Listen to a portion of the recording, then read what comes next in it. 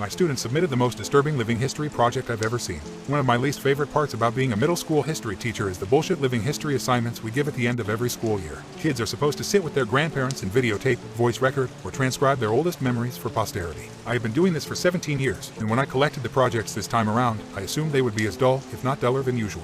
This had not been a particularly bright class, so I went home, poured myself a glass of wine, and prepared for a long night of I only owned 2 pairs of pants when I was your age and my brother got beat with a newspaper for hitting a baseball into a neighbor's yard. And of course, these projects were peppered with innocent, old person comments that were so horribly sexist and racist you just had to laugh. Now, I had a girl in my class whom I will call Olivia. She was pudgy, quiet, and proved herself a consistent B student. I expected her project to be as unremarkable as her, and perhaps that's why I was so profoundly disturbed by what I witnessed that night. Olivia had submitted 2 discs for some reason, so I began with the one marked interview. My screen hiccuped twice before a grainy image of a living room came into view. The place was a hoarder's hell. Olivia was curled up in an armchair clutching a notebook and looking like a scared animal. Across from her sat a man with a somber countenance, smoking a cigarette and staring at her expectantly. "Go ahead," a woman's voice whispered from behind the camera. Olivia's owlish eyes flashed towards the screen, then back to the man. "I am here with my great-uncle Stephen," she began almost inaudibly. "He is going to tell us about his oldest memories from being in the army." Great-uncle Stephen looked like he'd rather be in a goddamn trench at the moment, but he waited patiently for the questions to begin. Not surprisingly, Olivia read verbatim from the suggested questions sheet I had handed out to the students. He answered her curtly.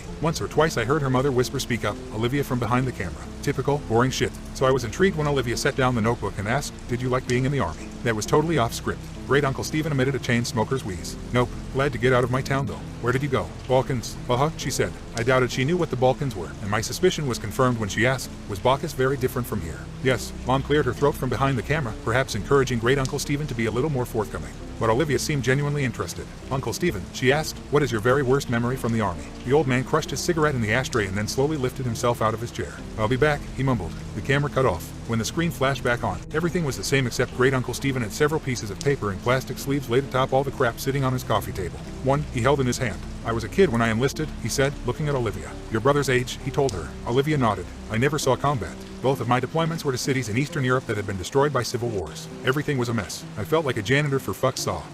Mom coughed. Great-uncle Stephen sighed and looked at his paper. "My unit was assigned to a school that had been obliterated by all the violence. Broken windows, caved-in rooms, and for some reason, the part that got to me the most was that the school had been like this for years before we got there. No one had lifted a finger to fix it. I saw kids walk by it on their way to go beg for money or whatever shit they did." The camera dipped towards the floor as I heard Mom whisper harshly at Great-uncle Stephen. I couldn't make out what she was saying, but it wasn't hard to imagine. "Do you want to hear this goddamn story or not?" I heard him bark in response. "Then you better let me tell it how I want." "Mom," Olivia chimed. "Please stop interrupting. Are you presenting this in front of the class?" "No, Mom, we're just handing it in to the teacher." "I'm sure he's heard the word shit before." Great-uncle Stephen contributed helpfully. I wasn't a he as a matter of fact, but other than that the statement was accurate. The camera was lifted and after a couple of blurry focus adjustments, the shot was the same as before. "Oh, I'm talking too much anyway," he grumbled. He lifted the piece of paper in his hand close to his face. "In the basement, I found this letter. I didn't know what it said, but I had a buddy of mine translate it. So I'm gonna read it now, and then I'll tell you what I saw in that basement." A chill ran down my spine. Mom zoomed into Great-uncle Stephen and his letter. His palsied hands trembled as he held up the paper. This is what he read. "Dear sir, I never loved my country. So many of these skirmishes are born from patriotism, a power struggle for the shards of a once great empire, but I do not care what name my home has on a map. This fighting is senseless and I stay as far away from it as I can. It was not these attacks and disorganized violence that took the lives of my wife and child.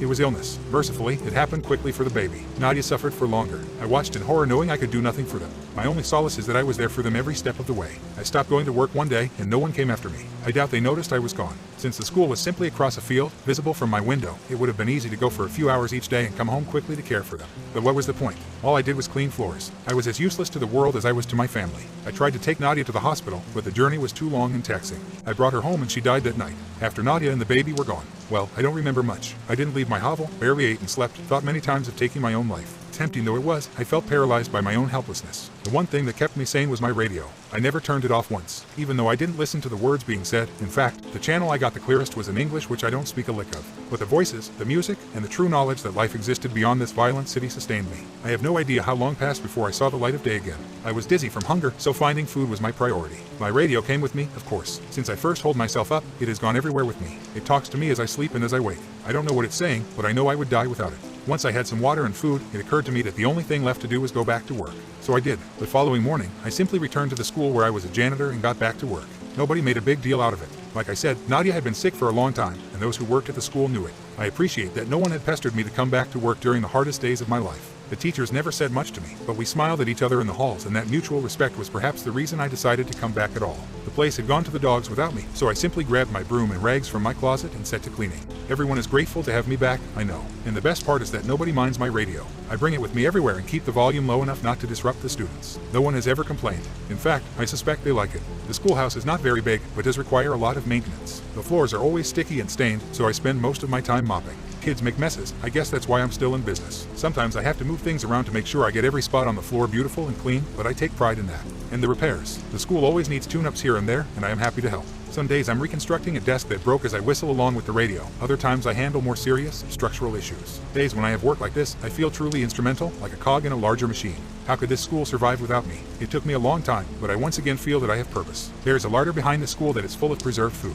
In lieu of payment, I am allowed to take as much food as I need. That arrangement is fine. What would I do with money anyway? I used to bring the food back to my home, just one field away from the school, but when I started sleeping in the basement, no one seemed to notice. This school is special to me and I cannot leave it unguarded. When I am besieged with memories of my wife and baby, I turn up the volume on the radio to drown out such thoughts. It works for me every time, except this morning. Because this morning, I woke up to dead silence. I frantically examined the radio to see what had happened. I honestly cannot tell you how many days in a row I have been using it. Did it simply live out its life and die naturally? I have spent the entire day trying to fix it. Most of this time, I have been crying. I am losing my mind without it. I have given myself until sundown. If I cannot fix it by then, I am going to take my life. I am writing this because the sunlight is starting to die and I know what my fate shall be. I have thought about taking one last walk through the halls of my school, saying goodbye to the students and teachers. I know I will be missed, but I cannot bring myself to leave this room. I cannot go anywhere knowing that my radio is dead in here. There are no more tears in me. It feels now like I can't catch my breath. I vomited what little food I had in my stomach and I am growing dizzy again, like I did after Nadia died. I am not long for this world, but before I take my life, I have closed the door to this room and stuck a chair beneath the handle.